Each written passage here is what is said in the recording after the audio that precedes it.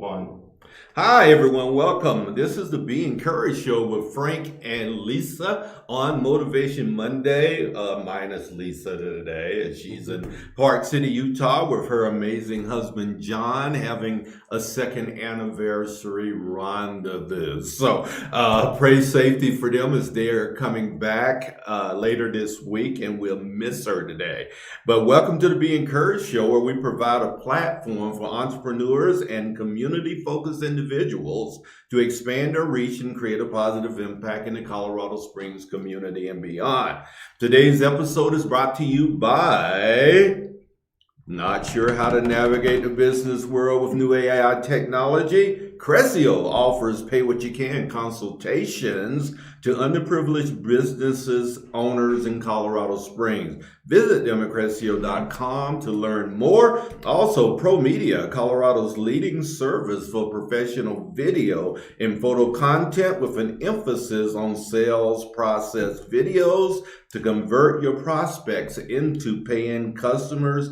Check them out at ProMediaColorado.com. I'm so thrilled to be here with you this morning because every week we bring just incredible human beings into the group to infuse hope and encouragement into our community. We have two amazing humans in here this morning, David Sweetman and Tori. Yeah, hi. Tori's been with us before. We're so glad to have you back. Thank you. It's good to be here. Yeah, don't forget to check us out on Facebook Live, LinkedIn Live, YouTube Live, and our show will reach up to 40,000 people a week as we infuse hope and encouragement into the community, and we are growing because of you.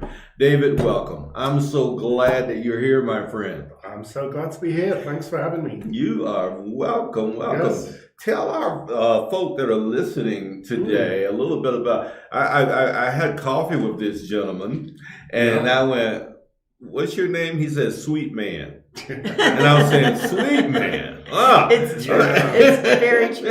Is it true, Tori? It's very true. Yeah. Sometimes I'm not that sweet. Just ask Zuleika, right? Yes, just ask Zuleika. Talking about his lovely bride. But introduce yourself. Let me give them a little bit of background about you before we jump in here. David Sweetman is a software executive. He has lived in the Springs for 20 years now. With his lovely wife, Zuleika, and they have grown-up kids, just like me. David loves bicycling. He's a yoga teacher and loves Colorado Springs outdoor life. He has worked for over 30 years in a variety of global management, strategy, launch, business development, and marketing positions in enterprise software and consulting. He recently left SAP after 16 years, where he was global aerospace and defense industry marketing lead and product launch lead for several cloud products. SAP is a global enterprise software leader, unless you've been hiding in a rock somewhere, you've probably heard of them, with over 100,000 employees, 230 million cloud users in 180 countries. David is currently looking to buy, build, or help a business focused on new business models and AI. David holds a BA with honors in business and information systems from Huddersfield University in the UK and an MBA in management from the University of Colorado in Boulder, right? Colorado Springs. Oh, UCCS. Yes, okay. UCCS. You didn't specify here, man. UCCS. Yes. He's published articles in Forbes, Wall Street Journal, CIO Magazine, and others. Ooh. And we will post some of those articles. Also, Joshua on the page as well. We have a link to that. Okay, so you can go and take a look at it. Thank you. Yeah, indeed. That's David Sweetman. I want to introduce also Tori Giffen for the 5 people in Colorado Springs that don't know about it. Right? Maybe the 5 are listening today. I don't know. I hope they are.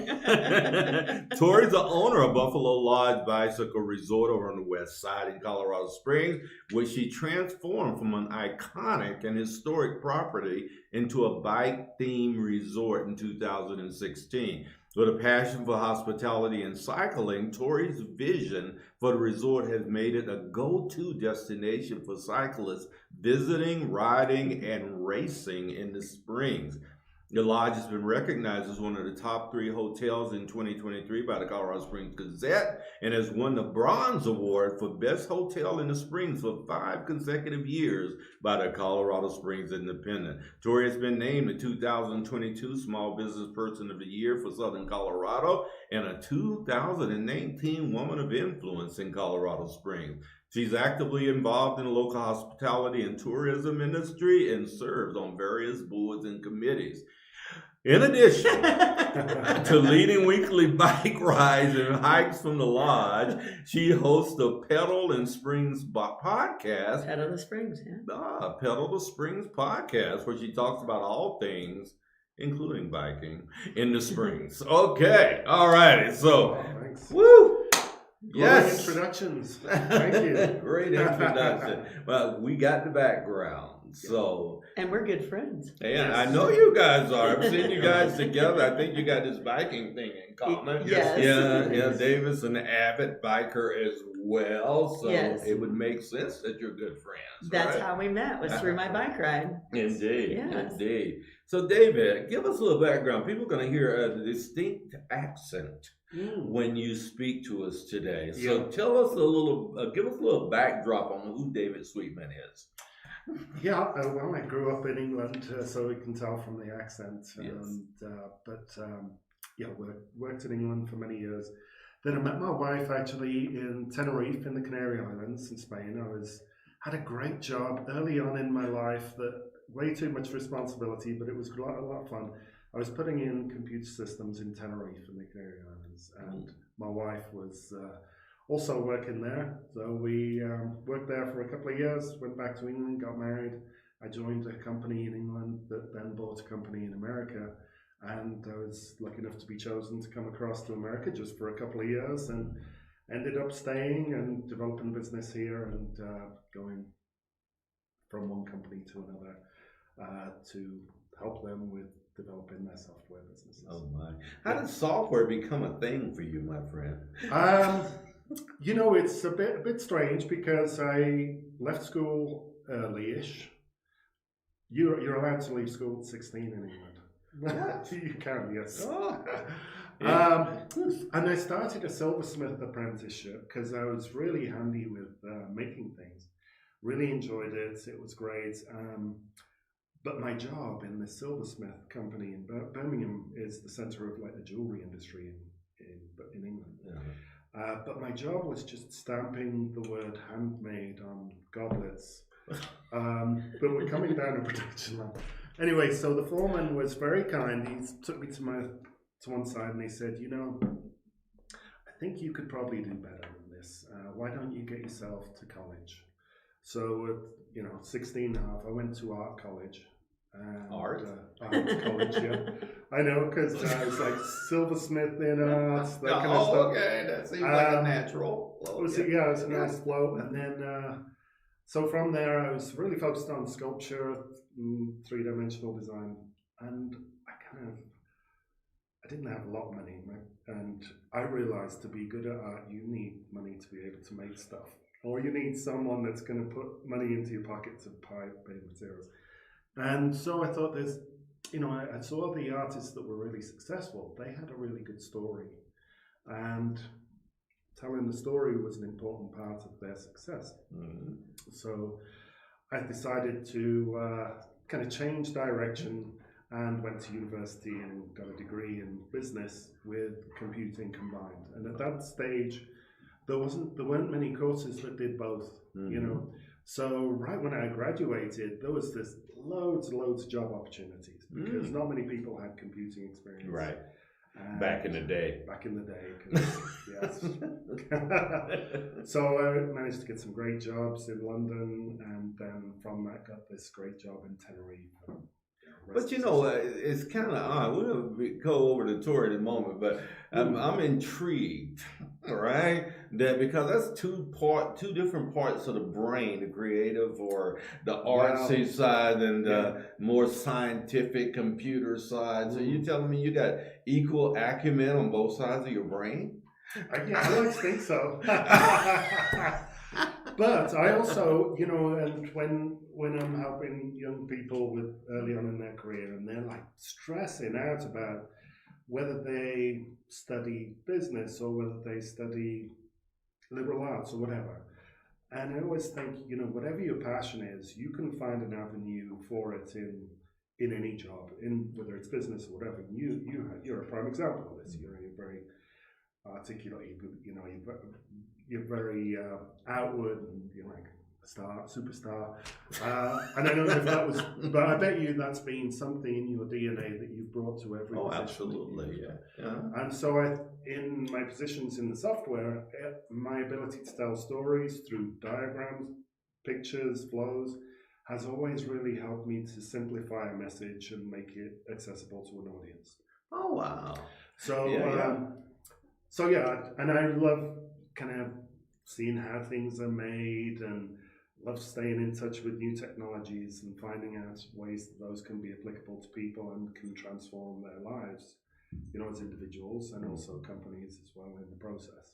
So I've always enjoyed that. Yeah. And I've always found an outlet for both, you know, that's awesome. Creative side, which is very lucky, yes. Yes, very indeed. How much luck is involved as in you're intentionally pursuing it, right? Because it sounded like there was a lot of intentionality going on, you're pursuing both these sides of your passion. You know, I was just telling an audience on Saturday that passion, the Latin word for passion is passio, Passio, and it means suffering. Right, that's why Mel Gibson's movie was called The Passion of the Christ. Right, it means suffering. So if you're not willing to suffer for it, I would really challenge whether it's your passion. Right, if you're not willing to go for it, right? There are moments when I think you have to be purposeful in your life, and you know, you can almost look back and think, okay, you know, I realized this was a gap, or this was something I need to fix. You know, you think of a strategy and you fix it. And I'm kind of at that stage now. It's like with this next venture. So absolutely, You've been very purposeful, I believe, along the line in your life, which gives you the opportunity to make this next pursuit. Right, and we'll come back to that. Tori, what in the world? What were you doing before Buffalo Lodge became a thing? Right. What didn't I do before that? No, I liked you talk. I liked your explanation. It's still a family show here, right? Yes. No, I liked your description of passion. I hadn't really thought about that before, but I think I definitely suffer for what I love, you know, and then if you love it, then it's amazing. And I've just always worked hard wherever. I mean, I grew up, you know, with newspaper routes. And where did you grow up at? I grew up in Phoenix, Arizona, and a little bit in the San Francisco Bay Area, but just always worked through high school, college.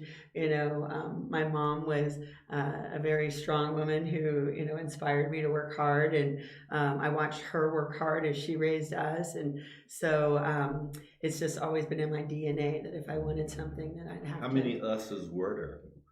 How many us? Oh, my sister and I. Just two of you. So it was just my sister and I, and then you know, my dad died when I was 16. So you know, my mom raised us, and he had a stroke when I was 13. So she had taken over, taking care of the family, and just was such a strong woman that I think definitely anybody that knows me can probably see that, you know, I'm a chip off her The block, old you know. block. I don't want to call her old because if you've ever met her, yes. she is far from Oh, old. she's here in town? Yeah, she's one of the most vivacious 72-year-olds that you've That's ever. young that today. you- I'm that- almost 72. that you've ever met. I mean, we just rode 72 miles up in Boulder for her 72nd birthday, And she rode as well? Yes, and you could find her most weekend nights dancing on our patio at the Buffalo Lodge Bicycle Resort. So I'm coming down just for that. you got it. And if you're really like, she'll do the splits for her. Oh no, not the splits. Tell me it's not true. She can. She She can. does. She's very known for that. But no,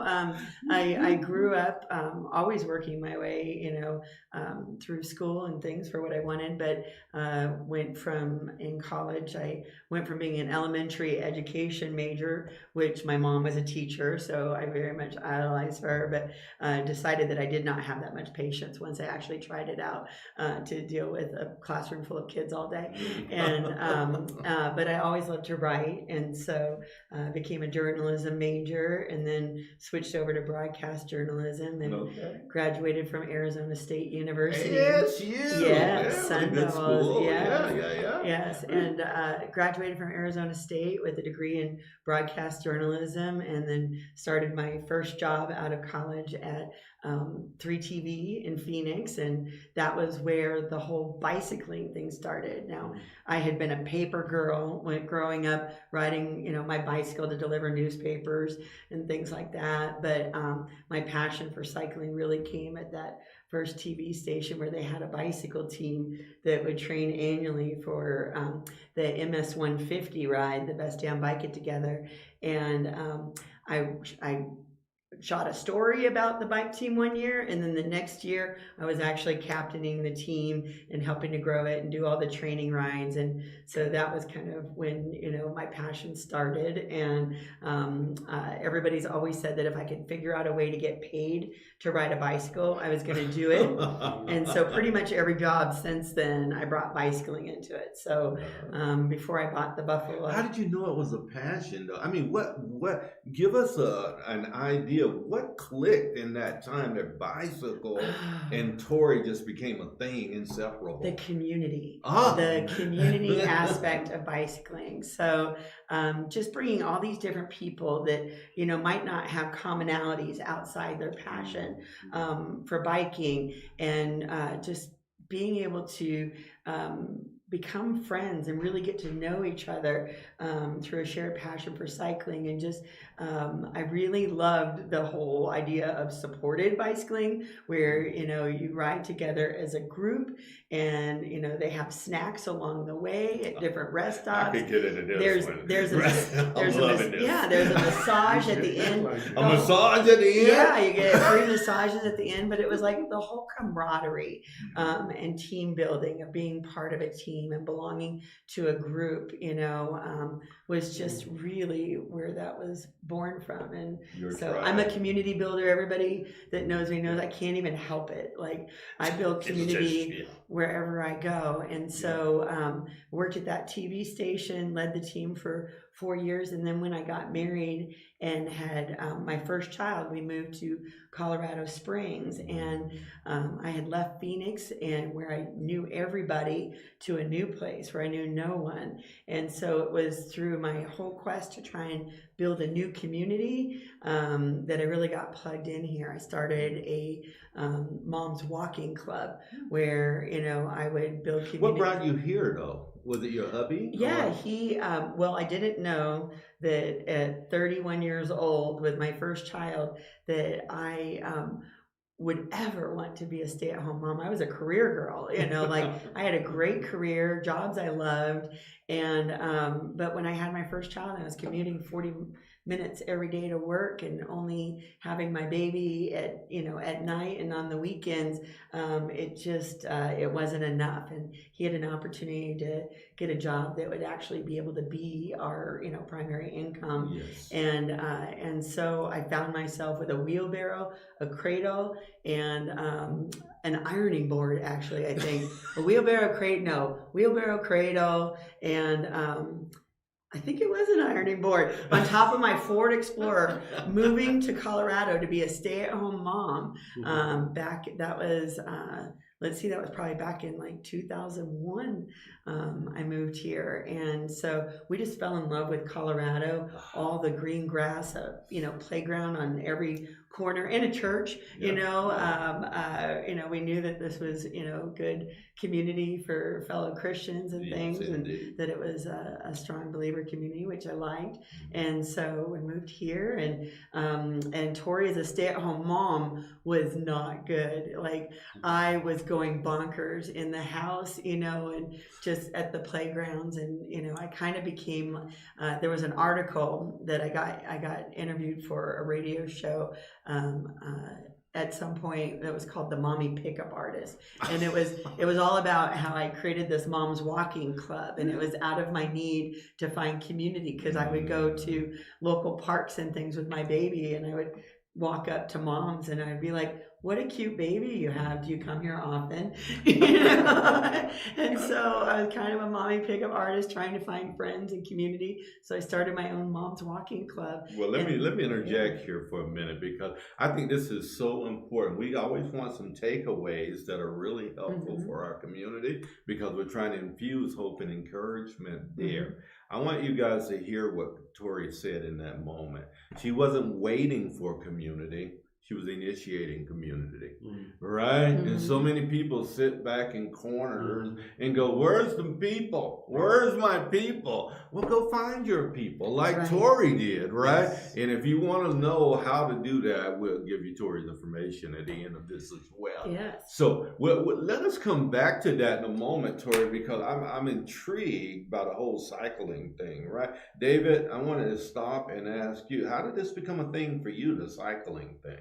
Because I know you ride some insane numbers weekly, right? Well, I try to, and just like Tori, it's really all about community, and I think it's, you've created such a great community, in all sorts of different groups in town. There's like so many different groups. It's a really good place to be a bicyclist, and there are so many people from every walks of life that you see, and that's always nice to hear that story. I live right around the street from the Olympic, from the bicyclist Olympic thing. The velodrome? Yeah, not the velodrome, but I think it's the US. Oh, USAA. Yeah, I live close to that too. You in the Rock Rimmon? Yeah, Rock Rimmon. Yeah, me too. Yeah. And we're neighbors. And we're neighbors there, right? Yeah. So I wanted to say that you were going to give us some backdrop on what bicycling. I mean, you didn't just fall out of the sky one day. No, my avenue was, I got to about 45. I was living in Colorado. That was 3 years ago, right? 3 years, yeah. A couple of years ago. And, or maybe it was a bit older. Anyway, I found myself, I'd gone from job to job to job, location to location. My kids had suddenly got older. I felt like I didn't have a community. And I thought, I've got to do something about it. And initially I decided what I would do is, I was luckily working for SAP, and they sponsored an MBA. So I did the MBA thinking, well, I can get plugged into the business community. That's going to be great for me, which it has been, to an extent. But really, a lot of those people, they leave and they go or whatever, or they get busy. And so I decided, I wanted to get involved, get fitter. And so I started off just, get fitter through running, and joined a running group, and then really got serious with bicycling towards the beginning of the COVID, kind of really, because all the runners stopped doing their outdoor organized runs, which is what I really was all about. It was meeting people, chatting, doing stuff, going for a beer afterwards, and that kind of stuff. And Tori had this bicycling group, and we were, it's a wonderful community that was able to join. And really, that's been the staying power, is the community. And I do all sorts of bicycling events. But you had some inclination around physicality, health, etc. Right? Never in my life before, like, Oh, really? no. And in fact, Yes. when I was running, so I started off just finding something I loved, which was hiking. I found a great trainer in town, and she was just wonderful. She helped me go from like not fit at all to finding things that I enjoy. And it's just finding something you enjoy doing is going to keep you doing it, isn't it? Yeah. Indeed. So for me, that was hiking. It's I something love you can hiking do on your too. own, Yes. on your own. And I'd be getting fitter and fitter and fitter a little bit. And then we went on a nice vacation, my wife and I, with some friends to Machu Picchu to do hiking the Inca Trail. So we trained and trained and trained for that. And the couple that we were with had done the ascent a couple of times. He's like, well, you're getting fitter. Why don't you set your goal on the ascent? And I'm like, I've never run before. He's like, well, you should.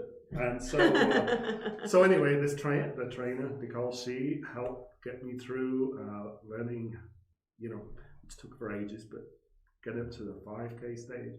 And then within like 9 months, I was running half marathons. And then the next year, I went up the ascent, and I did the ascent a couple of years. And Wow. And suddenly I thought, oh gosh, the world's my oyster. And then my brother, who's super athletic, he lives in Canada, he does half Ironmans and things. He's like, oh, you've got to do a half Ironman. I'm like, well, Say, do they have a quarter Ironman? they do. It's called an Olympic or a sprint. Trying to bring it down. So he challenged me to that, and so I trained for that. And the hardest thing I probably had to do was learn how to swim, because I couldn't swim. And, I had the fear of drowning and stuff. So I managed to get through that. Well, I'm black, so I have that as well. It's a thing. but the takeaway is setting goals and having people that challenge you, right? Yes. Is setting goals that you're trying to attain something, and then having those people in your life that challenge you to do and be more. Yeah. Yes. Yeah. And it's important. I am not one to stick with things as well if I'm just on my own. Yeah. And it annoys my wife a little bit, because I'm like, come on. And she's like, I want a day on my own, please. Yeah. Go bicycling. Something. Yes. Do something. Yeah.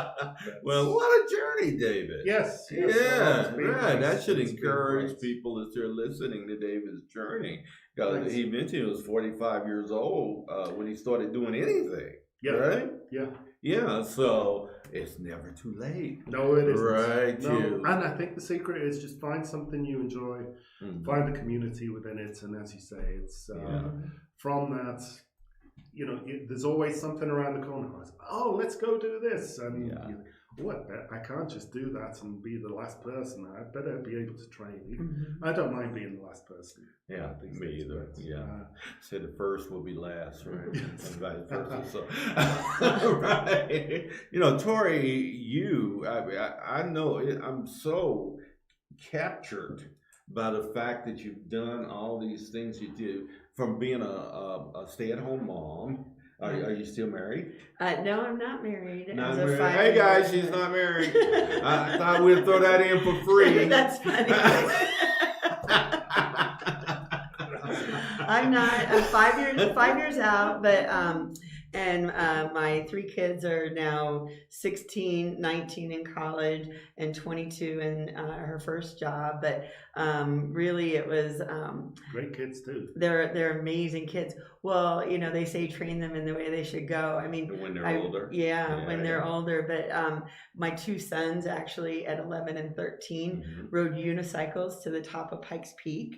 Not been done. Unicycles to the top of Pikes Peak.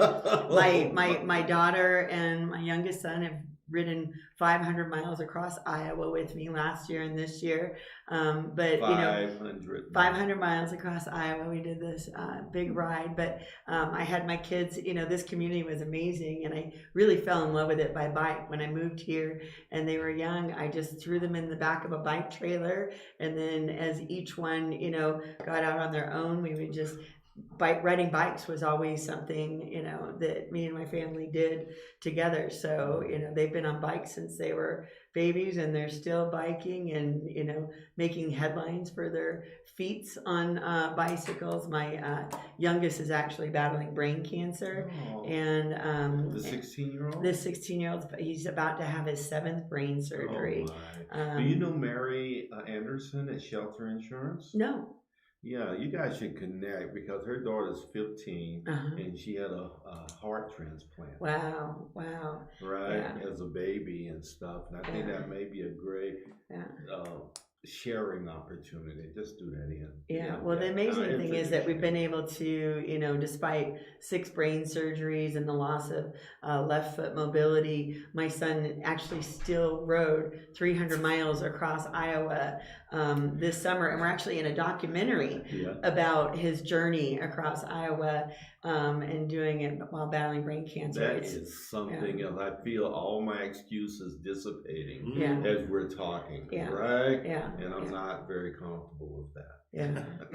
Well, I mean, my grandmother even became a bicyclist at 93 years old. Oh my. She became a bicyclist and she was blind with back problems and trigeminal nerve pain. And we found out that we could stick her on the back of my mom's recumbent tandem TerraTrike, and that she could ride on the back, so she didn't have to steer or anything. It was recumbent, and for the last 4 years of her life before she died of COVID, she was part of our bike team. And I mean, if she didn't show you that it's never too late to become, a bicyclist. How old was she again? She was 97 when she passed away, and the last 4 years she was part of our bike club. Amazing. She was an amazing woman, but she stayed active every day of her life. She always walked, and I think activity is one of the, you got to, a body in motion stays in motion, you just got to keep moving no matter, no excuses. It's when you stop that all the problems happen. The YMCA is a very inspiring place.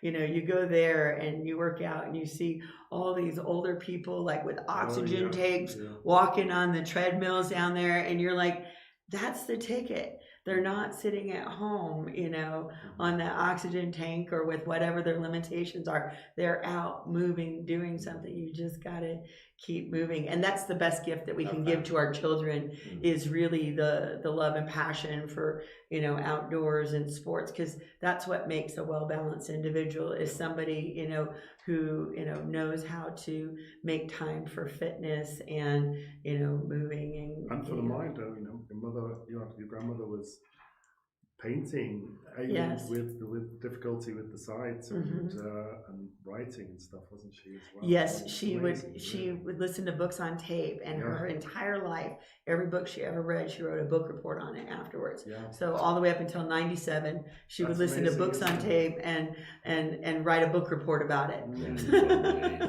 When are you writing a book? I think I might. Why would I you have say a couple might? of I will. That's right. You got to. I didn't get to where I'm at by saying I might. I told everybody I will, and that I was going to. I would tell. So many fascinating stories in the journey. How did Buffalo Lies come into play?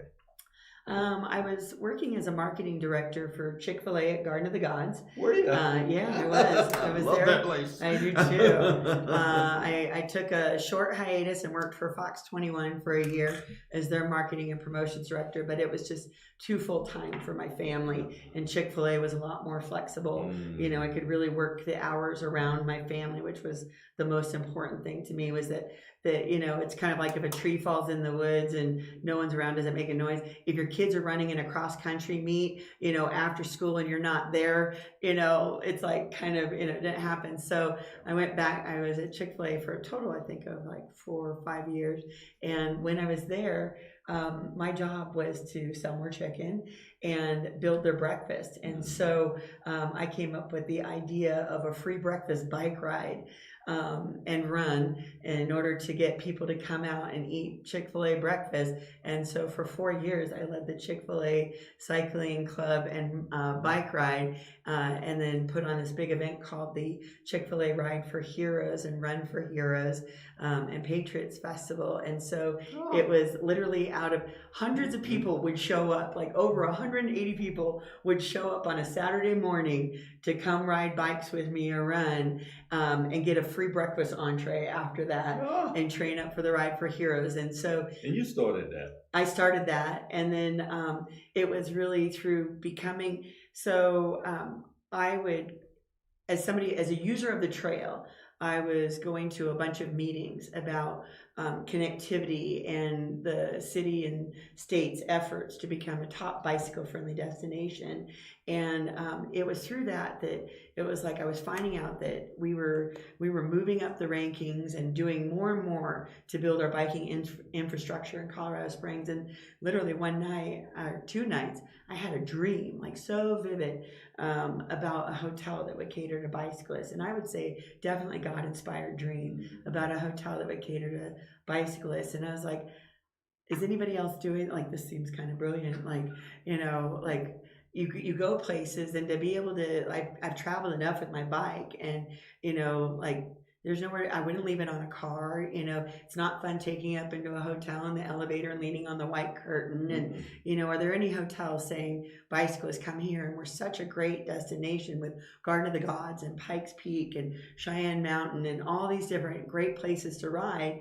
Why not a hotel that's saying, come and stay here? And so I researched it, and there really wasn't anything in the country, a bicycle resort, but it was huge in Europe. Those bicycle friendly rating systems and hotels that were rated on their bicycle friendliness. And I'm like, if it could be big in Europe, it could be here, big here. And through all the community that I had built up since 2001, so this dream came in 2015, all the community that I had built up over these years, leading moms walking clubs, leading bike rides, helping to raise funds for different nonprofits, came back tenfold to bless me. I had no money in the bank, and I was able to find the funding through friends and family to buy look at the power of that community. To buy a $1.2 million hotel. Wow. Criterion Bike Shop gave me a $20,000 loan. Nick Ponzer, other friends in the community gave me loans or invested in my idea, and I am literally, with no money of my own, but just tenacity and a lot of hard work and the great community and the resources in this community. I found the Small Business Development Center has all these free classes for teaching you how to be an entrepreneur, and connecting you with city, state, local, resources to know how to build a business, classes on how to do QuickBooks, classes for marketing, classes on how to find the funding for your business. In fact, I came here to Epicenter Co-working Space when I had my business dream, and was going to pitch nights and things like that, trying to figure out how to start my business. And in fact, we all just met up at a pitch night or a pitch morning recently. Cups. Yeah, million cups. Million Cups over at Exponential Impact, which is another great place that's helping to fund entrepreneurial dreams. To me, the kind of community that you can build in Colorado Springs, if you just show up, and if you there's all the resources, they're at your fingertips. There are so many people that want to help other people. I went to local business people like Todd Baldwin at Red Lake Brewing, is an amazing young entrepreneur who was willing to give me the time of day to help me figure out how to start my own company. Cody and Tyler at Brewing Owl, they gave me the time of day to let me know how they went from being bartenders to owning their own bar. If you just ask people, Jen Furta was the publisher of the Business Journal at the time. She opened up her black book to me and said, here's Perry Sanders' number. who owns the mining exchange and the antlers, and he gave me all the furniture for my hotel when I finally got it from his Antlers renovation. We were dragging beds through the hallways when he was changing out beds just to get new stuff that I couldn't afford to start my business with. And so what lesson are we extracting from everything you just said?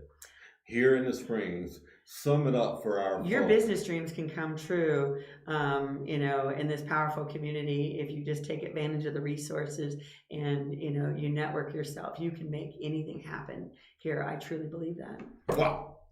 That's what I'm talking about. Yeah. Right? Yes, indeed. Huge. Right. So here it is, right? 57 different a list that Colorado Springs was on for business environment, including #1 city in the nation for female entrepreneurs.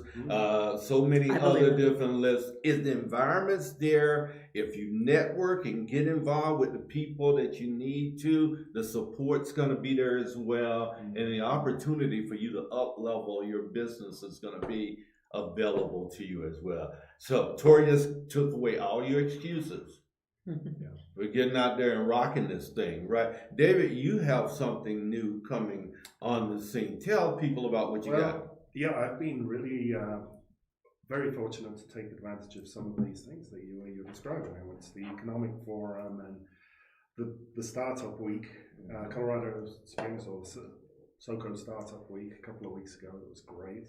Yeah, I got to speak there. Yeah. Yeah, I did an event there. Yeah. And Yummy came out and did a great presentation and promoted it. And there were sessions on everything. Part of that was the SBDC group. I went through the SBDC days.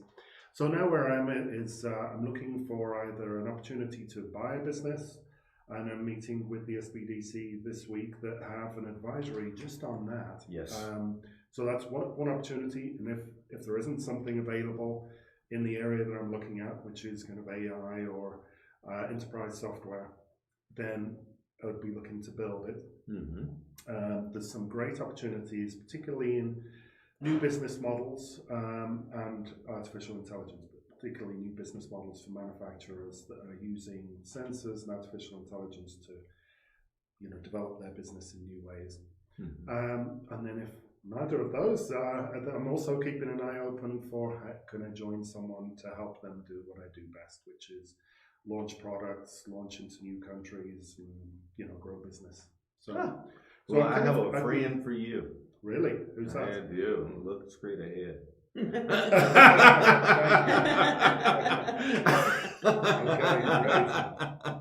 Yeah, some of you guys are speaking the same language. I sure hope you have coffee sometime. Okay, at least talk about that and exactly, because he's incredible in the space that he's in as well. So but it's very inspiring. There's so many really helpful people in town. Lots of technology companies and the cybersecurity center and AI. I feel like Colorado Springs is a well-positioned place for launching a business in technology. Yes. And I think for retaining people to work here as well. When I look back at the companies I've worked for that have been most successful, it's like JBA in the UK. I was with them for 10 years. They were in a smaller town, not massive, but because they were the dominant player in that small town, people worked for them and loved to stay there. And same with SAP, is kind of in a German company based in Heidelberg, close to Heidelberg. They've had a really loyal, people for long periods of time, so that they're able to grow. And we used to benchmark when I was in corporate life. Benchmark SAP as one of the great companies for culture, right? Yes. And people staying and et cetera. So there's a lot of focus on building values. I think is totally important, isn't it? And building that from the top down in the leadership of how you treat people and be respectful and make sure customers are successful. And not everyone does that. Some people are more looking for a quick win transaction.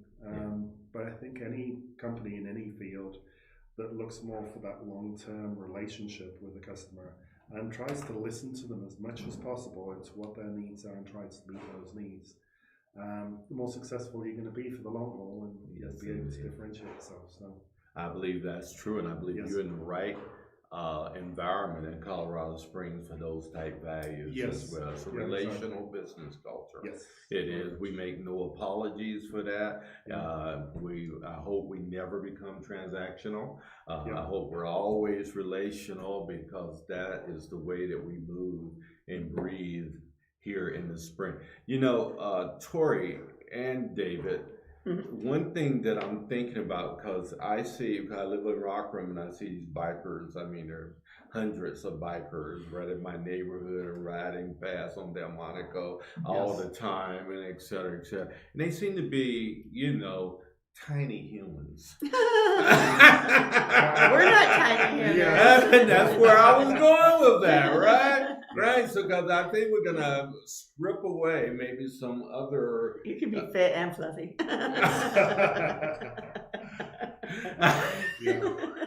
Fit and fluffy, yeah, because I definitely would fit that, right. So, you guys, you know, obviously not those little thin people that are riding the bikes and they're 130 pounds and et cetera. Encourage people that you don't, it's not about the physical look, it's about what? It's just about being healthy and staying in shape and just getting out in the outdoors and just enjoying this beautiful tourist destination that we're blessed to live in. I mean, that's really just what it is. It's just about the love of the outdoors, and we live in one of the most amazing cities in the world. But you ride long distances, so you're obviously in shape. Oh yeah. Right, you're obviously, I mean, long distances. Right? Yeah. So the myth. We are beer drinking bicyclists. We're I don't drink beer, but simply because I don't like it. I never developed a taste for it, but I do a guy.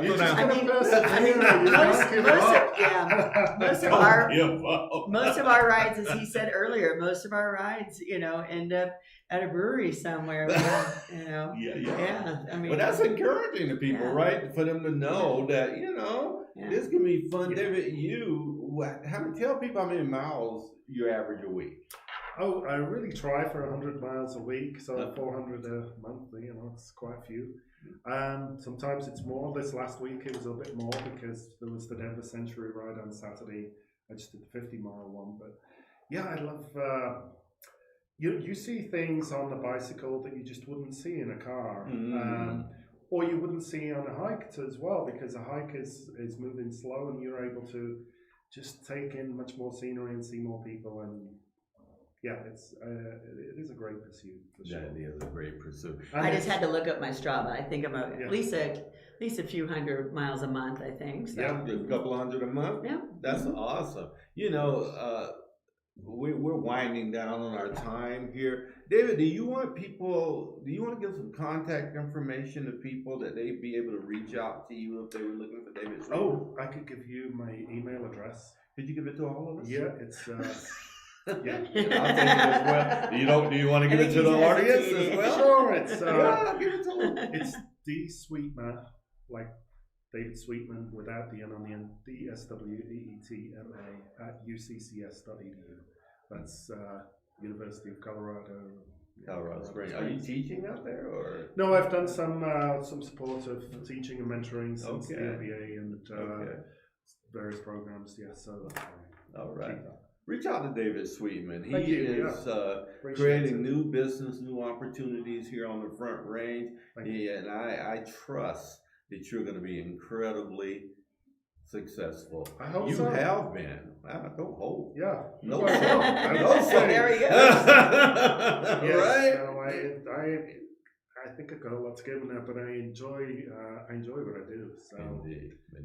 You're an enjoyable human, so you should. So are you. Being around you. And he's really he's really good at setting intentions, especially in his wall yoga class every Wednesday at 6 at Yoga Studio Satya. It is the most amazing class. come and do wall yoga with him, and he'll help you set those intentions because you hit what you're aiming for, right? Thank you you. got to do that, and so. You hit what you're aiming for. Yes. And what about you? What's some contact information? Bicycleresort.com or bicycleresort@gmail.com, and or not gmail.com, bicycleresort@gmail. So and then just come out. I mean, we're not just I have a 47 room, 4-acre property with single to family housing and stuff for your friends and family coming to visit the area. But we're not just for tourists. We have live music 4 nights a week at the lodge from like 6 to 8 o'clock, and great bands. And we have bike rides on Saturday mornings. Starting at 10 a.m. in October, 8:30 for one more Saturday this week. And then we bike the garden every Monday and have hikes in the winter when it's too dark to bike. So just go to the website and you can find out all the activities going on at Buffalo Lodge Bicycle Resort.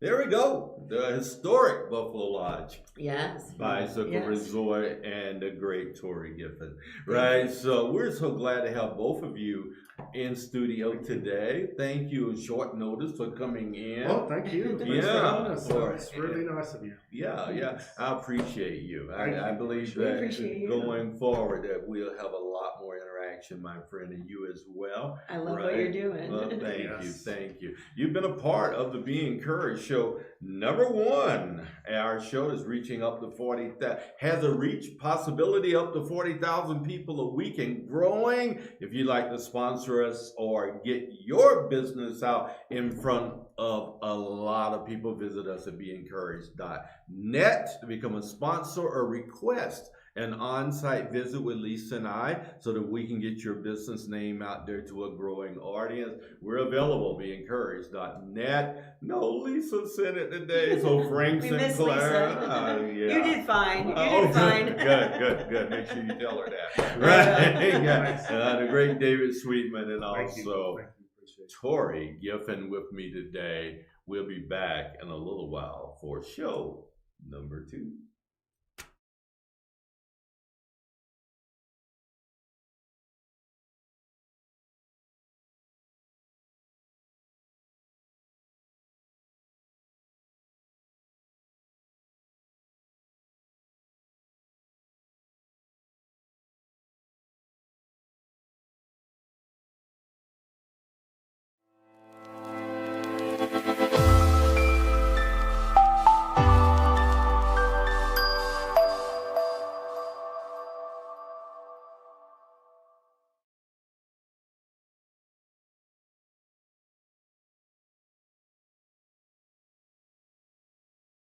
So we're very excited to announce that the Be Encouraged show with Frank and Lisa is now reaching over 30,000 listeners each week and growing. Why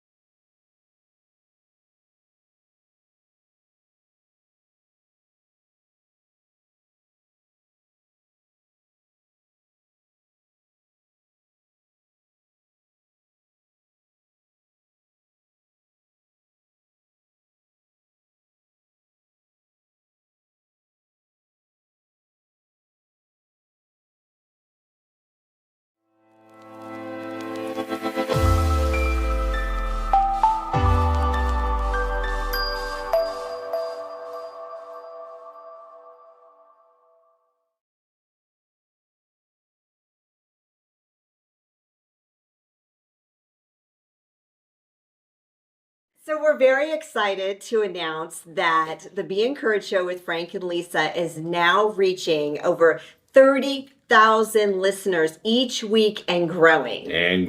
Why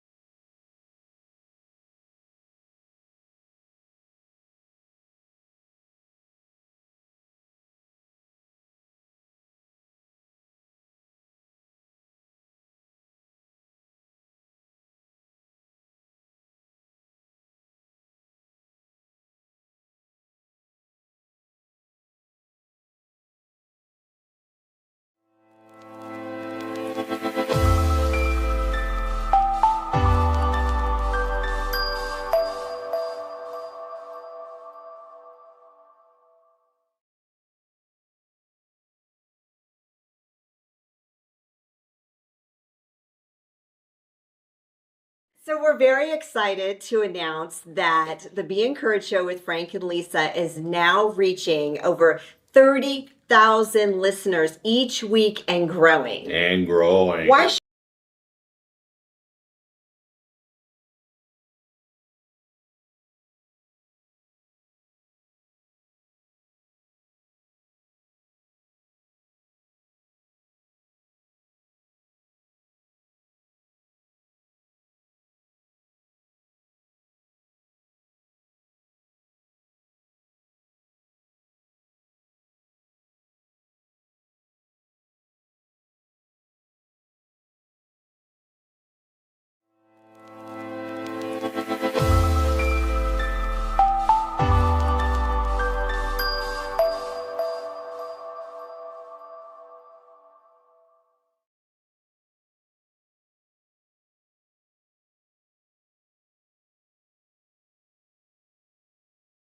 So we're very excited to announce that the Be Encouraged Show with Frank and Lisa is now reaching over 30,000 listeners each week and growing. And growing. Why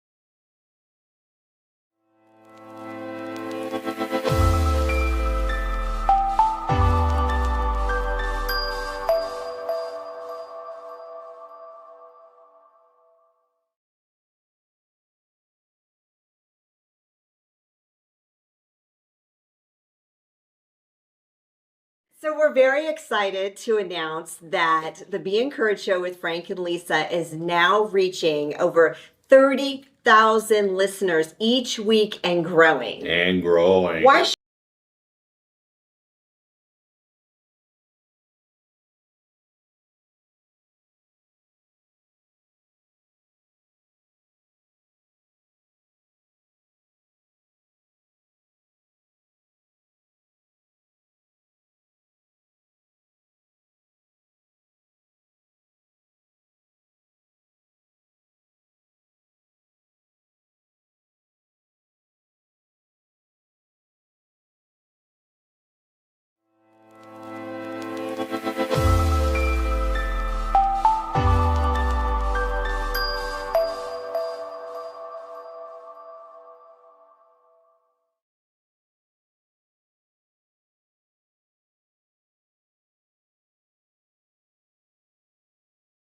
So we're very excited to announce that the Be Encouraged Show with Frank and Lisa is now reaching over 30,000 listeners each week and growing. And growing. Why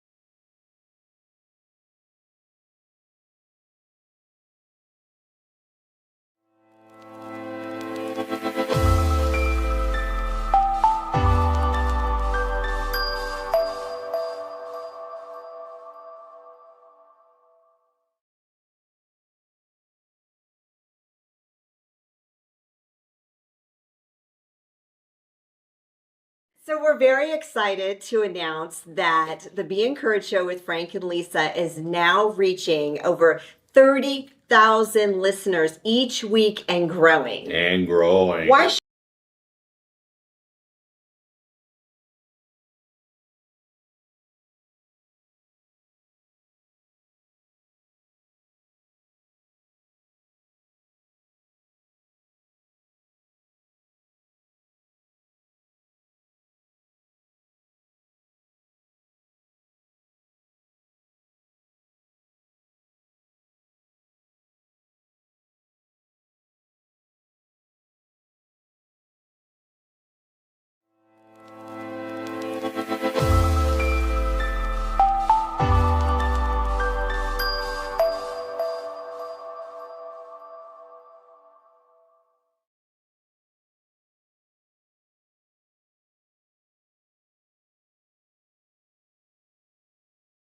So we're very excited to announce that the Be Encouraged show with Frank and Lisa is now reaching over 30,000 listeners each week and growing. And growing. Why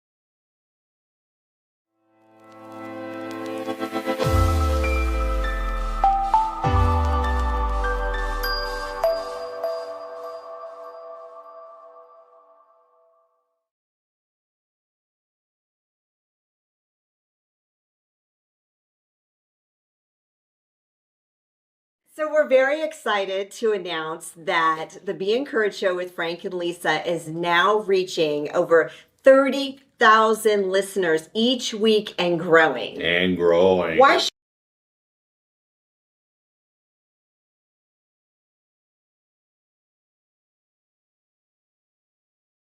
From my dad's 40-year grind as an immigrant mechanic to personal traumas such as my mom's suicide attempts, I know life's hurdles. That's why Cressio's mission is to empower the underprivileged right here in Colorado Springs. Are you struggling with sales? We'll help with leads and conversions. Or are you overwhelmed? We'll help with automating your tasks and optimizing your business for staffing. Are you ready to transform? Scan today to start.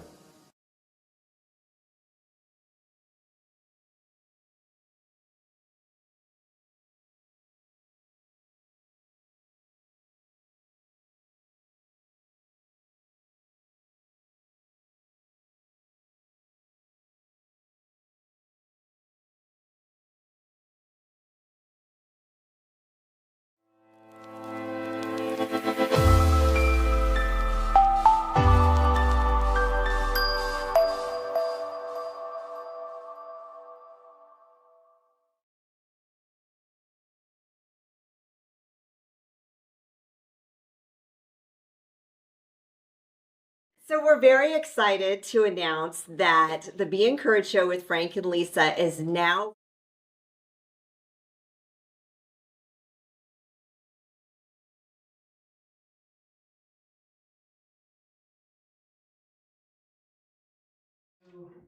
One. Hi everyone, welcome back to the Be Encouraged show with Frank and Lisa, minus Lisa today. Lisa, if you're listening, I hope you and John are having a great time in North Park, Utah, celebrating your second wedding anniversary. You guys are the best. It's not the same without you, Lisa. We miss you.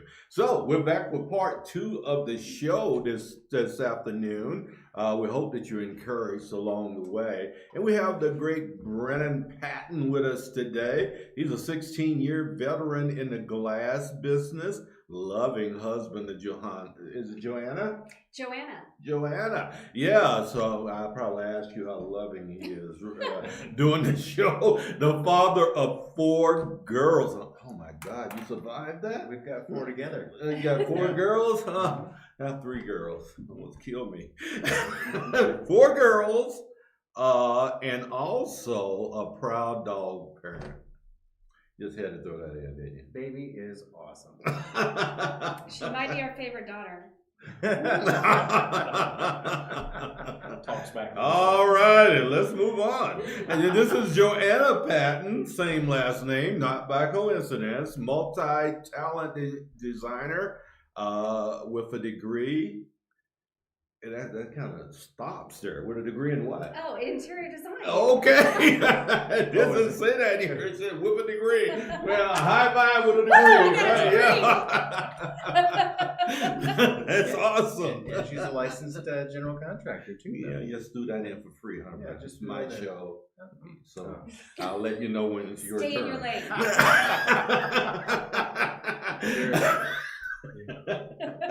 I'm glad he brought you on with him today. He knows I love him. That's why I can tell him these things. But anyway, a degree in interior design. She's an entrepreneur and a mom. Also a remarkable singer and dancer. I did not know that.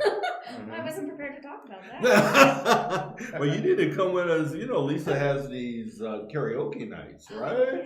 Yeah. Yeah. Why haven't we seen you yet? Trying to build a house. Oh, no, say it, brother. We got so many excuses. Pick one. We have pick one excuse, right? And also they have with them Ben Woody. He is a retired Colorado Springs firefighter turned compassionate business owner, married for 30 plus years. I love when people 40. put that. 40 plus years. Oh, 40 you gotta years. update your website. Oh my, Yeah. okay. Ben's been married for 40 years. 40 years. Well, I've been married for 37. 2 women, but still Yeah. 37. Too much for one woman, so she had to kick me There to you the go. curb and start over again. But for 40 years and treats everyone like family. Welcome, Ben. Thank you. Yeah. Honored to be here. We're honored to have you, my dear friend. Thank you. Well, we are a show about infusing hope and encouragement into our community because we live in a time where there's a dearth of hope and encouragement, and there's a big move of division and hatred and all of these other things that happen in culture. So we're trying to counter that with our show. So that's why we have you here today. You were the podcast host for us, and thank you for doing that. Thank my you. friend. Introduce yourself to the people. Well, I'm Brennan Patten with Aspen Glass. Like he said, I've been doing glass for 16 years. I started actually working for my brother in Iowa. He did only commercial glass, and the winters are hard enough to have driven me away from my home state. And I came back here because I was here in the Army, and mountains versus flatland. What do you pick? How long did you serve in the Army? I just did 2 years. 2 years. Yeah, Okay. yeah. Okay. They had all sorts of different weird little bonuses back then in the 90s. It was between wars, so Yeah. nothing to talk about really. Yeah. But You sweeping, served. So thank sweeping you for motor your pools and service. playing on the computer. Thank you. That's all right. I was in the glass biz, and then I came back here with couldn't get anybody to even respond to emails, which was odd. In Iowa, everybody was email big time in the glass industry, but people back here were not really so email savvy. So we just sold the house, gambled, put our faith in God, stepped blindly into the dark, my son, and came out here and bought a pair of pants and a button-up shirt, stomped around the town, shook hands, filled out applications, and at the signing table to buy a house without a job. Yeah, 2010. I didn't think it was. I tell people that, they're like, what? I got a call with a job offer. I was like, yes, I'll take it. But that got me. That got my foot into residential because they initially put me into commercial. And they saw that I was clean, articulate, and had a ton of tools. So And one of the great beards in our city. at that time I had just very little facial hair. Oh, really? Yeah. All right. I- well, he stepped it up, Yeah, guys. I did. Discovered my mountain man-ness, Well, I always have beard envy Yeah. because I can't grow that. Oh. Yeah, no matter what, how hard I try, it just does not grow. Mm. So I am, I just have to settle for fuzz. There you go. Well, it seems to work for you. Well, Yeah. all I can do is There you got to. Yeah. Yep, but So you came here, got a job. Yep. I had eventually opened up my own company, the Glazers, and we did residential glass there, and I parted ways and got an awesome position where I don't have to stress as much. Working with Aspen Glass, I'm the head of sales and estimating, and I've taken on a bunch of other hats. I forget all of them, so we'll just I try to put on a good face and make sure everybody's happy. Yes, indeed. Yeah. Well, you're a handsome dude, so that's not thanks. hard to put on a good face. Thanks, man. Right, good. right? Yeah. You're just out in front of this thing. Tell them about that slogan. Oh, you want the glass without the sass? Call Aspen Glass. There we go. Yes, indeed. I love it. right. We're to promote your businesses as well, you know. And Johanna Patten, yes, you're so beautiful. You know that. Oh, Yeah, I knew being married to Thank Brennan, it had to be a pretty young lady. You know, the homeboy's got it going on, right? Oh, he so, does. Yeah, so you guys got it going on together. Yeah, absolutely. Yeah. Absolutely. So Power team. The power team, what Yeah. I'm talking about. Own it, young lady. Right. Exactly, exactly. Yeah. Tell us a little bit about Johanna. Who are you? Okay, so, well, it was a lifetime ago, but I started off in real estate. I was a realtor in the early 2000s Here in Colorado? in Colorado Springs. Yes. Are you Yes. native? I wouldn't really call myself a native because I moved here as a kid. I did spend, we were just having this conversation. I spent about 10 years in California, Okay. and then my parents moved me here, and I've pretty much been here since. Okay. My wife's from San Luis Obispo, Oh, California. okay.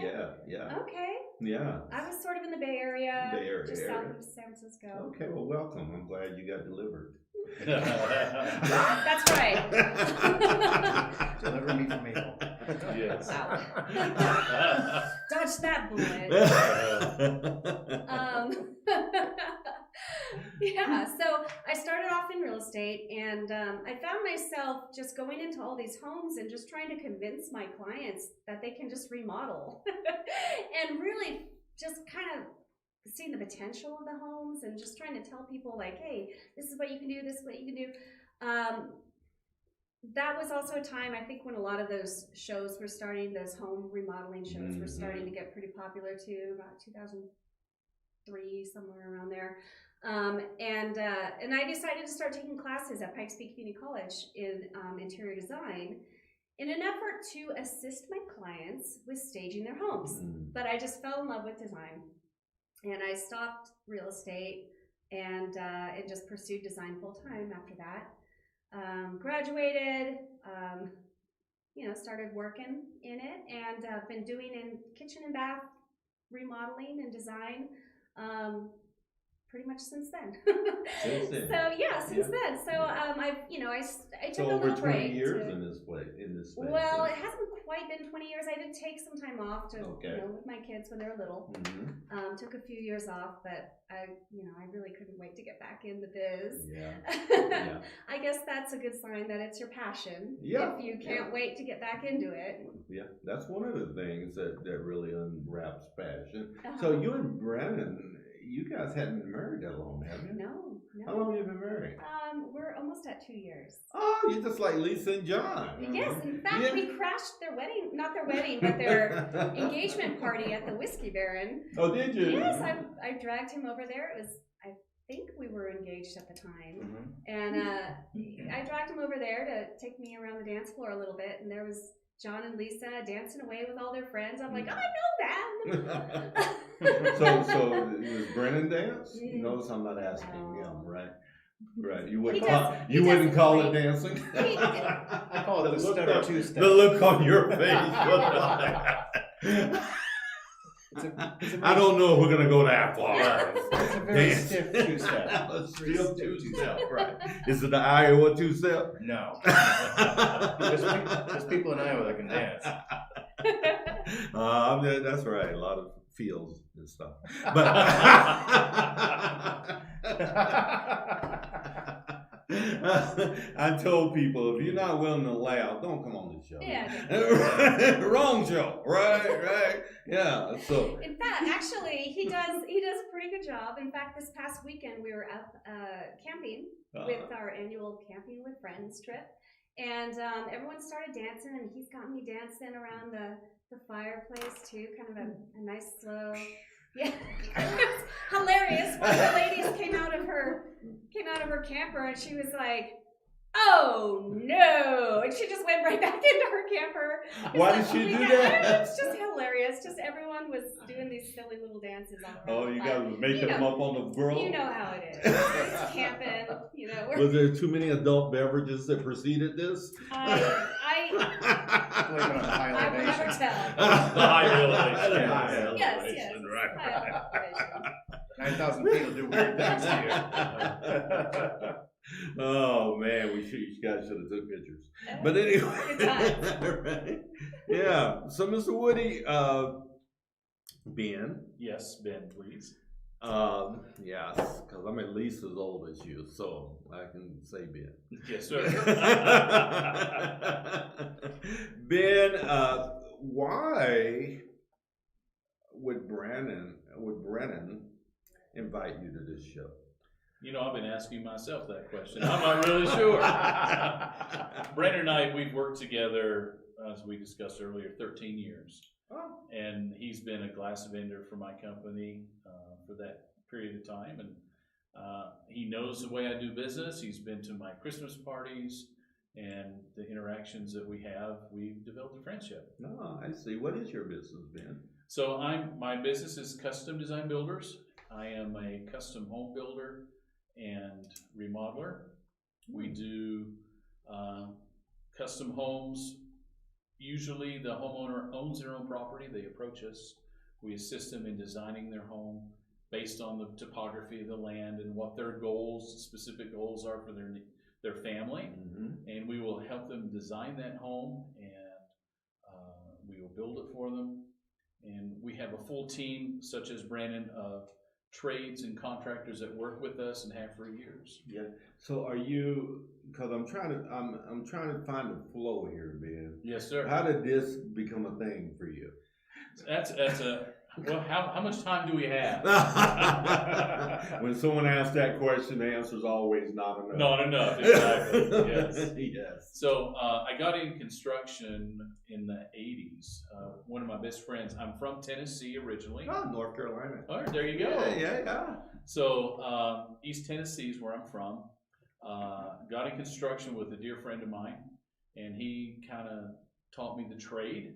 And as that progressed, I ended up in the retail side of things. I was operation manager of a lumber company in East Tennessee. Did that for 4 years, and then the door opened for me to become a firefighter in Tennessee, in my hometown.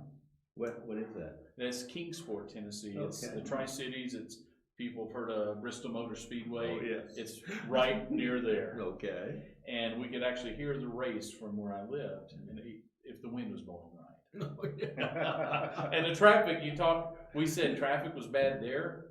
Well, they haven't been on I-25 lately, have they? Oh my God. Yeah. So It's anyway, I became a firefighter, and then as most firefighters do, we have a lot of time off based on our schedule. And so I went back to construction, building and remodeling with my buddy Don. His name was Donnie. And then my wife and I saw the change, which brought us to Colorado in 2000. Why was that the change specifically?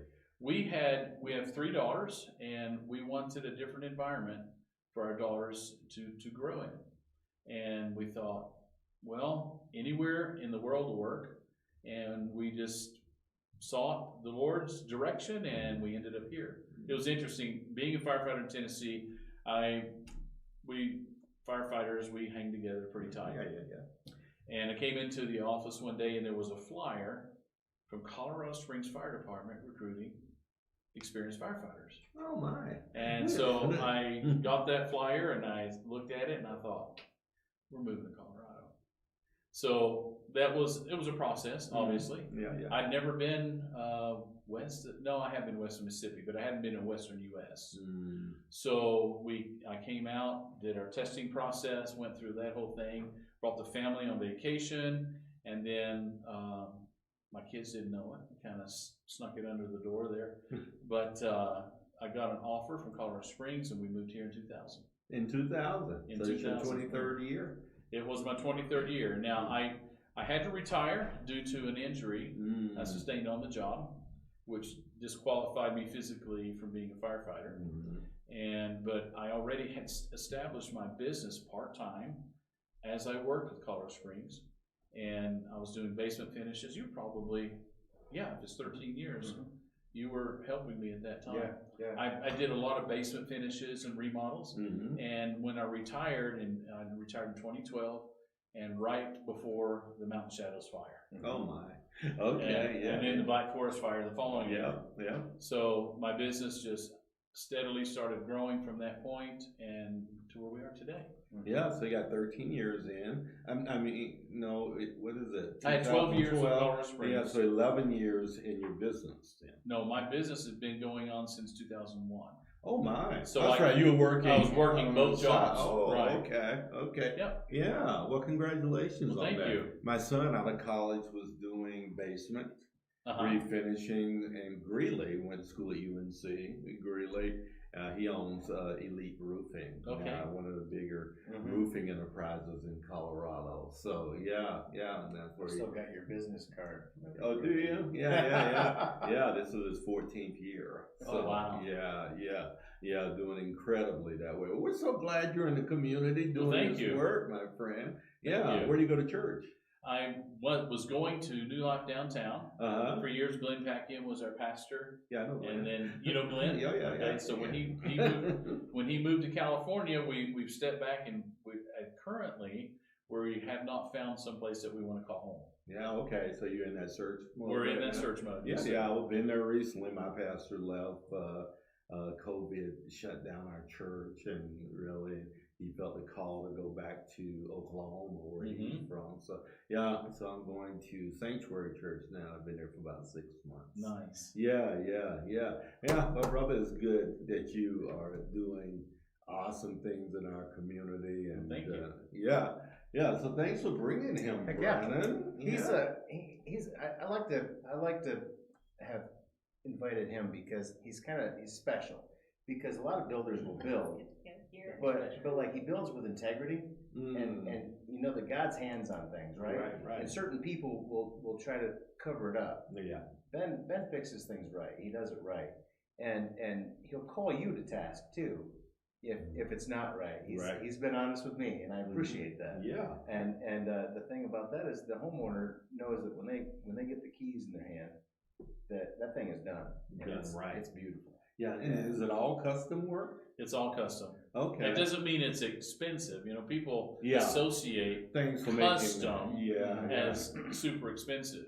Yeah. But the reason I started my business here, I was working for, when I first moved to Colorado, I started working part-time because I was used to doing it. I had done it majority of my life. And I was working in a home with this family and doing the work, and they said, well, why don't you start your own business? And I thought, I've never thought about that. So I did. What a novel idea. And so I had a house built. I had a contract with with a production builder here in town, one of the larger ones, and they built our home. And after I went through that experience, I thought I would never treat people that way. So that set the guidelines for how I wanted to treat clients.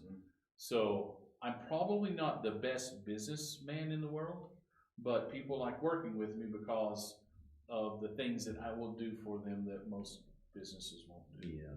You know, you said something very astute there, and I hope people are listening to this, is that Ben is vulnerably uncovering the things that aren't best in him, and he admits it, right? I'm probably not the best business guy in the world, but you're not going to find someone that is more integrous than I am, that's going to do what they say they're going to do, and holds other people to the standard that he does to make sure that the work is done incredibly well. Yeah, we need more humans doing that, my friend. Here, I agree. God's not going to be checking to see what kind of profit margin he had.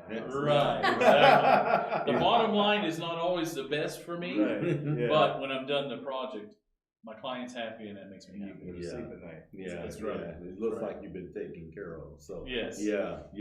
You know, Johanna, what's the name of your business, by the way? It's not on the paper. Pure Renovations. Pure Renovations? Yes. Why?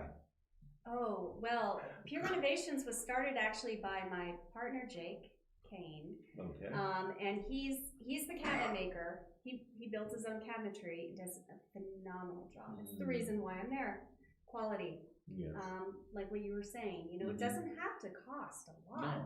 but it's a big difference. It is. Big difference once it's installed. But he and I both came from a business together. We worked together previously years ago for a company, and you know, we saw the way a lot of businesses treat their clients, and he felt like there was a lot of unnecessary crud. Thank you. I had to cut you off before you started throwing out expletives or whatever. We all want to take care of our. I mean, I think that he has a very similar idea that I do. With we want to take care of our clients. We're not necessarily in it for the money. Yeah. Sorry, honey.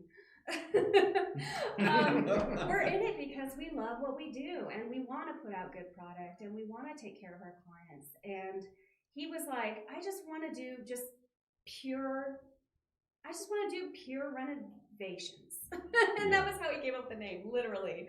One day it was pure renovations or innovations? Pure renovations. Renovations, Yes. Okay.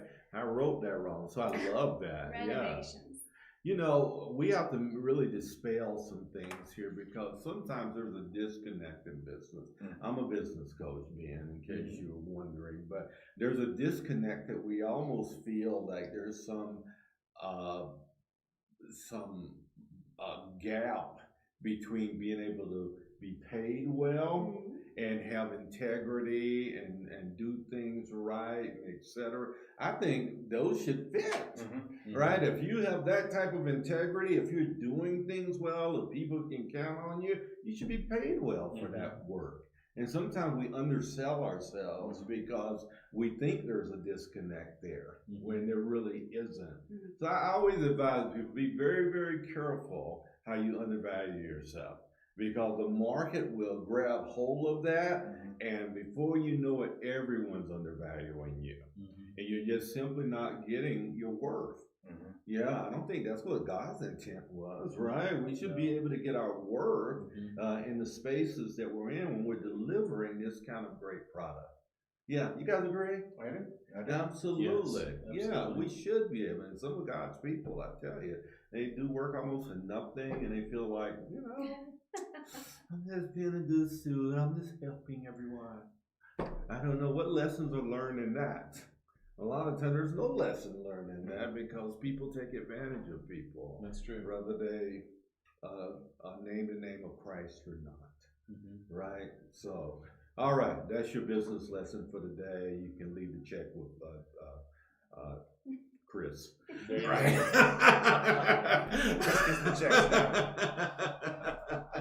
Right. So we are just doing great work. I see where all these things intersect. The things that you're doing. Tell us about Aspen Glass. Lisa and I had a great privilege of coming down to Aspen. It was awesome. Glass. It was awesome. Madeline loved you. Huh? She's like, who was that guy? I love him. Tell her I love her back. Okay. Yeah, she's got 36 years in glass. Yeah, I know. Gosh I dang. know. She's incredible, isn't she? Wow. Yeah. It's gonna be sad when she retires. I think she's 2 years. 2 more years? Yeah. She's counting it down. I'm like, no. Yeah. Aspen's best. Yeah. Best in what they do in our region. Tell these people why I say that to you. Well, we excel at residential glass. We take care of the customer, and sometimes we will eat the margin because it's not right. We will reorder, we will redo things. The problem in my industry is there's so many industry standards that manufacturers try to stand on, and it can just make it look terrible. And at the end of the day, we have to train excellent installers to overcome these industry standards because a person wants a good product. Tell us about, because I'm a novice, right? I have no idea what you're talking about. What So- are industry standards? What So does that mean? take a shower, for example. Usually a frameless shower is going to be 3/8 or a 1/2 inch thick glass, right? Usually 3/8. Now the manufacturer can go plus or minus on cuts, outages, half the thickness of the glass. So if you have 5 panels in that shower, and each one is big by 3/16 of an inch, that puppy's not fitting. you know, and you've got to get really inventive. You got to know tricks to make sure that you can get that thing in there because they'll stand on those standards, you know. Or if things are just not the right height, you know, the customer wants it to line up. You know, frameless shower, it's got to be buttery smooth glass all the way across there, right?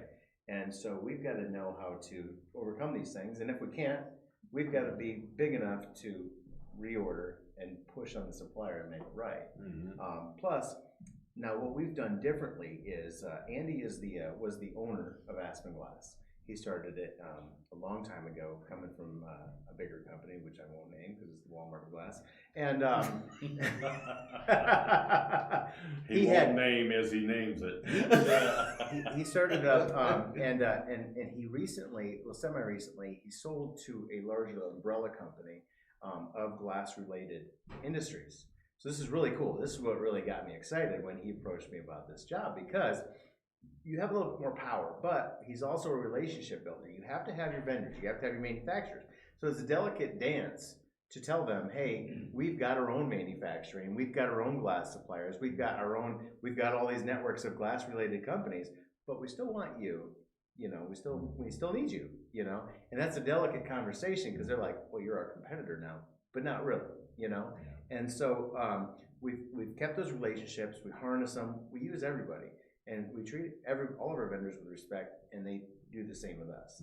A lot of people they're mean, you know, and that's not how we do things. And our vendors, they help us out when we need a problem fixed. They're behind us, and usually we get things done lickety split. We've got a window guy that's been doing just windows for like 70-some years. How many? Or since the 70s, not 70-some years. Oh, wow. Since the 70s. He's so old. Sorry, Jeff. You called that very well. Sometimes my mouth's going faster than the brain. But yeah, we've got just people in key positions that have been doing it for a very long time. Now, we do have some turnover. The young guys don't stick around because who wants to sweat and bleed, you know? Yeah, exactly. I mean, you can go to Burger King and make $20 an hour, or you can make $21 an hour sweating and bleeding. And, you know, there's no free lunch. but what we try to do is we try to tell people it's like you know, you want to have pride in a career. You want to flip burgers. You want to be a craftsman doing something that other people can't do. They don't even know what a glazer is. You know, they think it's like making donuts. You know, glazing. I got it. But he's got a million of those. We take the cuss out of custom. Because it shouldn't cost more, right? I mean, it's square footage in linear inches. You got to do it anyway. Just do it right. Exactly. You know, I just don't get it. I don't get it. Oh, it's custom, so it's got to be twice the price. No, man. No. It's custom because it's everything in the world's different. You know, every single house. That's right. It's unique. Take the cuss out of custom. Yeah. I like Yes.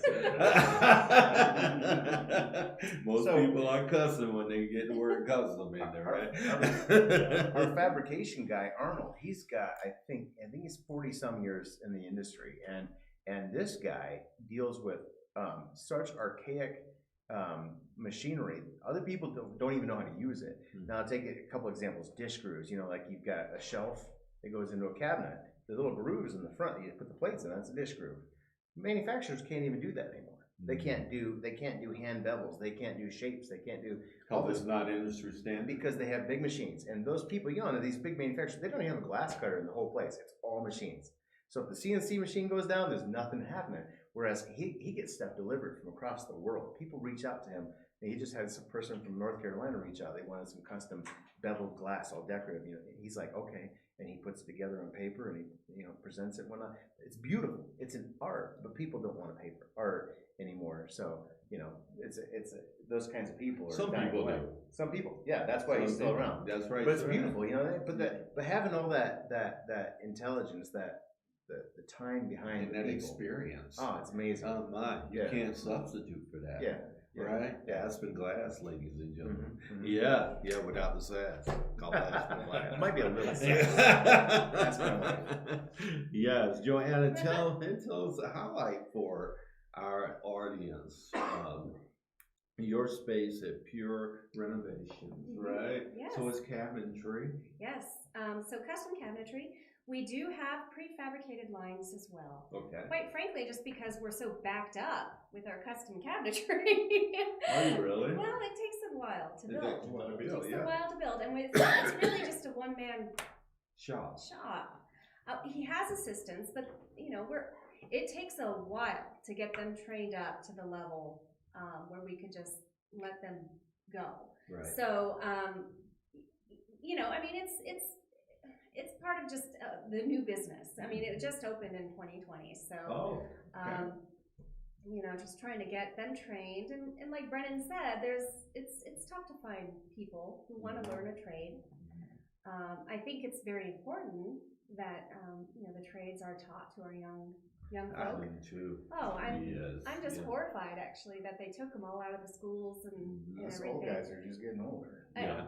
Well, and they're also automating all this food stuff. So I think eventually there's only going to be certain types of jobs that are available for the next generation, and these trades are one of them. Mm-hmm. So something to think about. Well, I think there's the trades are being talked about more.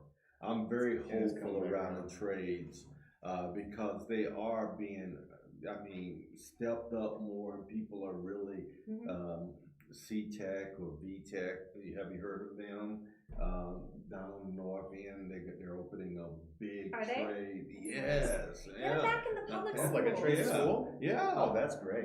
Yeah. It's a Yeah. great need. Yeah. It is Yeah. a great need, right? Tremendous need, yes. Yeah, college has to be puffed up sometimes. People think that the only way forward is going to Cal University or et cetera, and I'm really, really encouraged that Microsoft, Google, all of these bigger companies are saying now we don't necessarily look for a college degree anymore. We're looking for attitude. We can teach skills if you have the attitude to want to learn and et cetera, right? Right. So There's programs in town too with high school students. Oh, yeah. They can come in. We did that for a while where we had high school students come in and they shadowed the guys. And it was pretty interesting. yeah, I speak at high schools and middle schools in our city, and Sierra has a trade space, and other schools do. So be encouraged. They're coming back because they're never going to be substituted for, right? Yeah. What are you happy about? What am I happy about? Mm-hmm. Oh, I'm happy. I have a great life. I don't know. It'll take me too long to list all the things I'm happy about. Really? Oh, Give us a absolutely. couple. That's why she's a great woman. Well, I have an amazing husband, beautiful children. My health. I have a family that loves me. They're so supportive. His family's so supportive. I've got so many friends. I don't know what to do with them all. Yeah. I have a great career. And your chicken coop. And I've got these awesome chickens that my husband built this hilarious chicken coop for. That like it's 32 chickens. Does it have any glass in it? It does. It It's does. got two it does. windows. It's got Two two windows, windows. yes. It sure does. It's adorable. He built a playground with the chickens and How old are your kids? I have a 17-year-old daughter and a almost 13-year-old daughter. Really? Mhm. And you're happy? Well, I have 5 kids. I've gone through the journey, right? So my oldest grandson is a senior at Colorado School of Mines. Oh, really? Very Yeah. That's awesome. Yeah, I'm old as ice water. Well, we're looking at colleges right now for my 17-year-old. She scored very well on her SATs. We're hoping for a scholarship. Yeah. But we do want to keep her close to home. Yeah. And so, we're Well, yeah. looking at a few places nearby for her. But Well, Nice is little one of Grandpa Bragg time, he was accepted at MIT, Johns Hopkins, Wow. Yale, Harvard. The reason he went to mines so he could stay close to his mom. exactly. Yeah. I told her, she's asking me about Harvard. I mean, Yeah. she's looking at a biology degree. Yeah. And Harvard has a great biology program. And she doesn't actually want to go, but I think she just wants to get accepted. Yeah. That's a brag point. That is also a bragging point. Right, I said right. you should do it because you'll always wonder if you don't try. Yeah, apply. What's the worst can happen? Exactly. Yeah, and then just stay home. Right? I don't know if I want to give my kids up to. I don't really know if I want to give my kids up to mines. To be perfectly honest, the way that they teach, we brag about all these places that our kids can go to, and it sounds impressive, but a lot of times they come out without your worldview anymore, right? Yeah, so which is really tough. I'm telling you, because there's such a time in their life where they're really susceptible to the things that they're learning and how they're going to envision life going forward. So we have to be really careful with that stuff. I did the same thing. I changed my views after I left home, but then I just circled right back around after a certain amount of time. I did, and I see that's pretty common. Parenting sticks. That stuff does stick around, I think. Well, it does. Well, I'm not going to talk about some experience I've had with some of my kids. So, but when I was in college, we both sides there was real debate there. Debate's been taken away, right? So it's kind of a one-sided worldview in college today, and it's totally different than it was. I'm 67 years old, so I was graduated high school in 1974. So college looked much different for us back then than it looks today. For better or worse, some people think it's better, and I don't. But that's me, and being an American, I get to have my opinion. That's right. Yeah, yeah. So, what is your company? Are you guys right now? How's business been?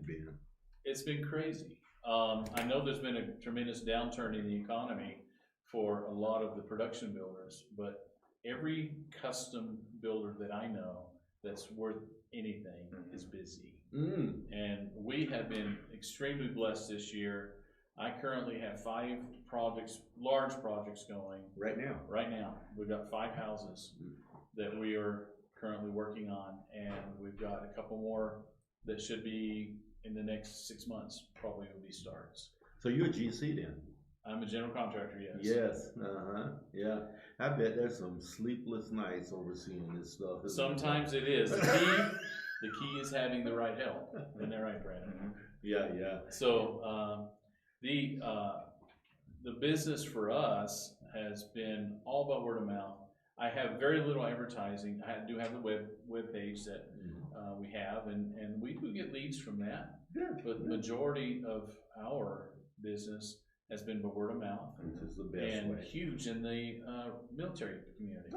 Lots of retired Air Force, Army. We're building now for a retired Marine. And the thing about these military people, they're intelligent, they're great to work with, they're organized, and they're decisive. Oh, that's amazing. And that is a key when it comes to designing or building. If you have indecision, it can be a travesty, can't it? It sure can. Yeah. My son doesn't do new builds because of having to work with the other contractors and some of the time the inefficiencies, waiting because you got to put a roof on. You got these things that have to be done before, and the margins are much less. Yes, right there they are for re-roofs and then for new builds. So so they carved out their niche. And they were on Inc. 5000's list for fastest growing privately owned businesses in America twice. That's awesome. Yeah. So they've done incredibly well in that space. And man, it's just so much stuff we can do that's cool. Yeah. Right? Do you feel like you're in a place of your design on earth? I do sometimes. When I was in high school. A non-committed answer was that. I think about this, you think about what makes you happy, right? Like if I was a kid, if I had changed one thing, like what would it be, And my dream was to be a high school art teacher. So art was always my passion. I was a poet, I was a painter and a drawer, right? And I went in the Army because you either stay in Iowa or rot, so and run, or you get out, right? So I got in the Army. They gave me a free plane ticket out of there, right?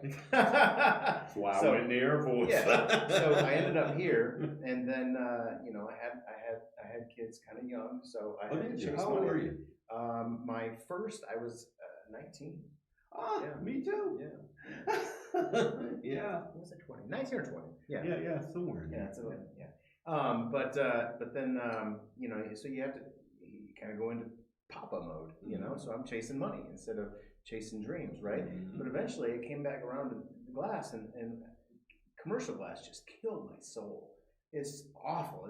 You're on terrible job sites for 7 months, 8 months with a bunch of crotchety people in the worst conditions, either hot or cold. Mhm. You're in a mud hole. Everybody's just angry, and it just takes the joy out of anything.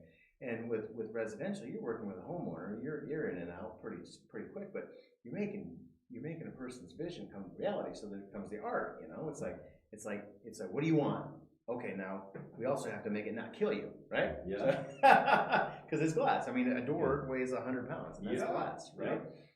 So safety's paramount. So it's kind of neat because I ended up full circle into something where I can use my art. I get to draw pretty pictures. Mhm. Customers are always like, "Oh, you're really good at that." And I always joke around, I was like, "Well, after a couple thousand, you get used to it." But you get to really dial into. I got to dial into my artistic side through glass. Yeah. Yeah. Tell us about a challenge that you've had in life.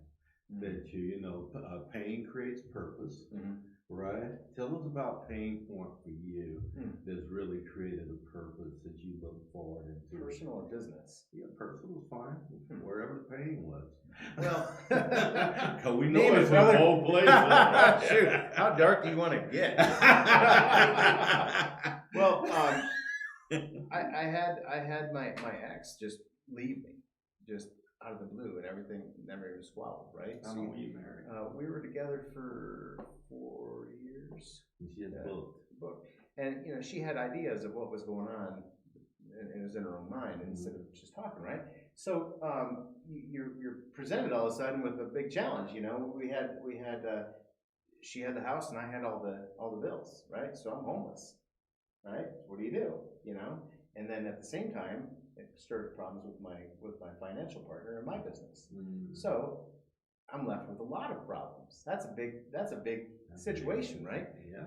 I can't be in business with this guy because that's toxic. I'm homeless, but then I'm strapped with bills, so I can't get a home, right?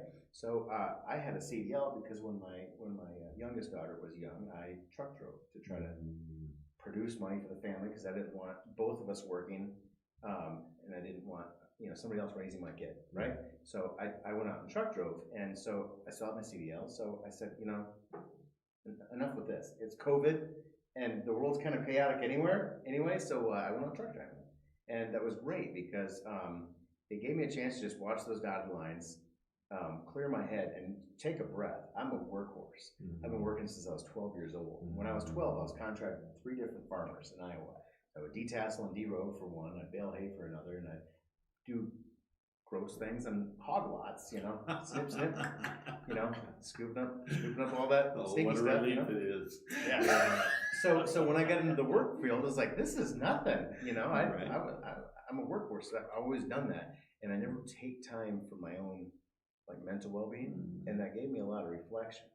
And so when I came out of it, and her and I started dating, I was like, all right, I gotta get off the road. So you were on the road until you met Johanna? Yeah, pretty much. We started dating, and God's got a funny way of making things just kind of happen. And as soon as that was in my mind, I'm telling you, a day later, I was talking to Andy, and this job opened up. God's just like, all right, buddy.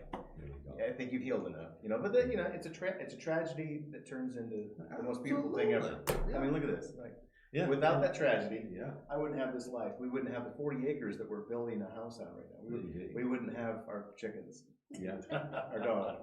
It's a beautiful world that we're creating now, and I'm much more patient, and I think about myself a little bit more. Or I try to. That's awesome. Yeah. So those things brought you to a place. Can I ask you the same question, or what tell some hardships? Yeah. Okay. What's been hard for you? Well, I would say the house build's been pretty hard. It's been pretty challenging for us. We've gone through a few rough stages with contractors and not being able to get things done and pull through. So we sort of taken the reins and started our own build ourselves. And it's been interesting because we're working with family and friends and just trying to get things done. Yeah. This is an expensive market. Yeah, and Ridiculous. also trying to do it without taking on a mortgage because our these interest rates are really high right now. Yes, they So have. it's been a very difficult year. I've run into challenges with the children too, not wanting to be out there. So this might get a little personal, but you know, they are teenage girls. Right.